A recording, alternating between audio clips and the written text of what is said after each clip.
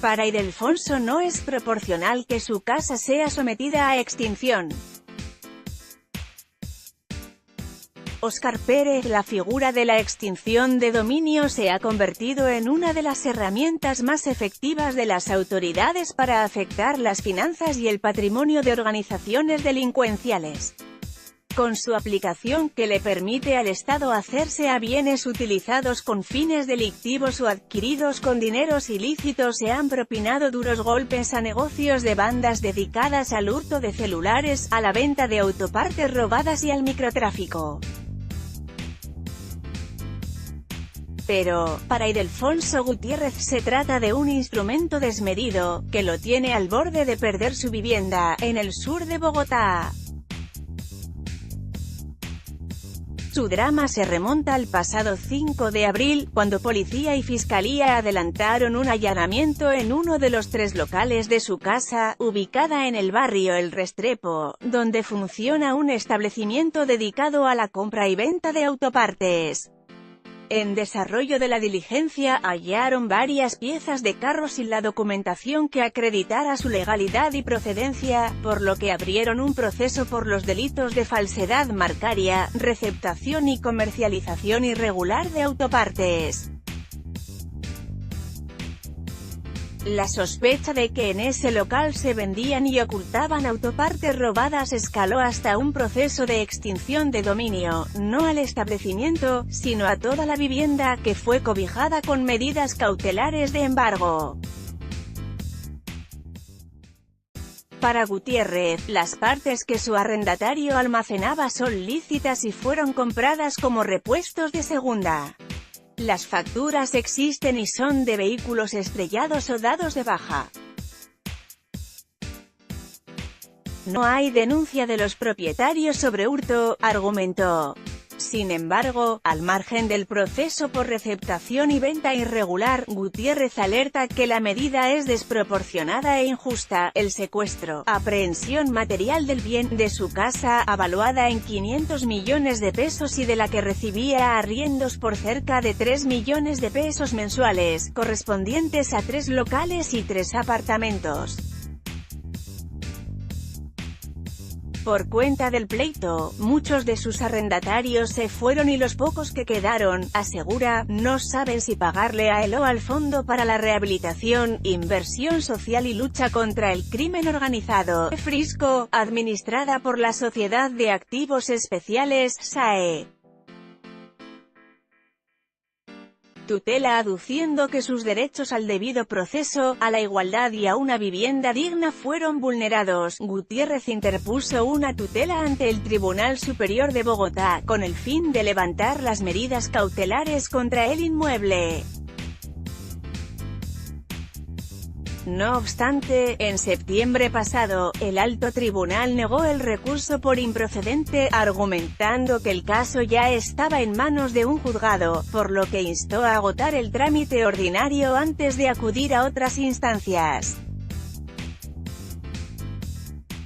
Con todo, la defensa de Gutiérrez apeló ante la Corte Suprema de Justicia para que el caso sea revisado. Sergio Morales, abogado del afectado, indicó que la medida es desproporcional e inadecuada. Temen que el pleito judicial ordinario tarde años en resolverse, por lo que su defendido no recibiría por mucho tiempo el producto de los arriendos, ni podría vender el predio. Aquí están embargando toda una casa cuando solo hay un local afectado. Es una falla garrafal. Se nos está violando el derecho a la propiedad privada. La Fiscalía está haciendo creer que todos los que residían allí eran delincuentes y convivían alrededor del delito de receptación, y eso es falso. La extinción se volvió una herramienta muy peligrosa, sostuvo Morales. De esta postura se aparta Orlando Ospitia, profesor de la Universidad Externado, para quien la aplicación de la figura debe hacerse de forma integral y no fraccionada. Según el académico, no se puede dejar de lado que hasta ahora el proceso está comenzando y se debe demostrar que el propietario obró de buena fe y desconocía las presuntas actuaciones ilícitas. Es el juez quien debe decretar la medida cautelar, pero sobre la base de haber escuchado a las partes. Las medidas cautelares son hasta ahora una medida provisional. En esa línea, el abogado Francisco Berneit asegura que el afectado también debe probar que actuó de forma diligente y prudente para evitar que se presentaran conductas delincuenciales en su inmueble. En otras palabras, permanecer vigilante de su propiedad. No obstante, alertó que en estos casos, muchas veces se presentan excesos y comprobar la buena fe puede llegar a ser más complicado. Con todo, para Ildefonso Gutiérrez, su caso abre la puerta a una eventual revisión de la aplicación de esta figura o, cuando menos, la forma de proceder de la Fiscalía para evitar injusticias o violaciones al debido proceso. Mientras tanto, Gutiérrez confía en que sus argumentos encontrarán eco en la Corte Suprema de Justicia y así pueda retomar la propiedad de su bien. Herramienta clave en los últimos 2 años, según cifras de la Fiscalía, se han incautado en Colombia 20.321 bienes con fines de extinción de dominio, los cuales están avaluados en alrededor de 10,7 billones de pesos.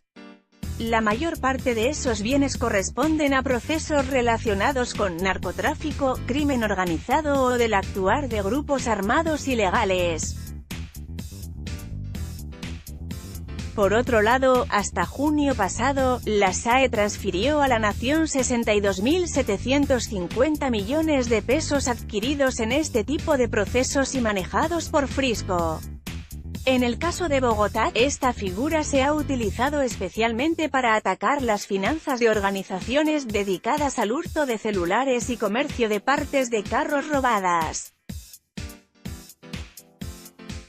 Hasta agosto pasado, de acuerdo con la policía, se sometieron a extinción de dominio 56 bienes por diferentes delitos. Así, por ejemplo, el distrito pudo hacerse a locales y viviendas en el extinto Bronx, que estaban al servicio de la criminalidad.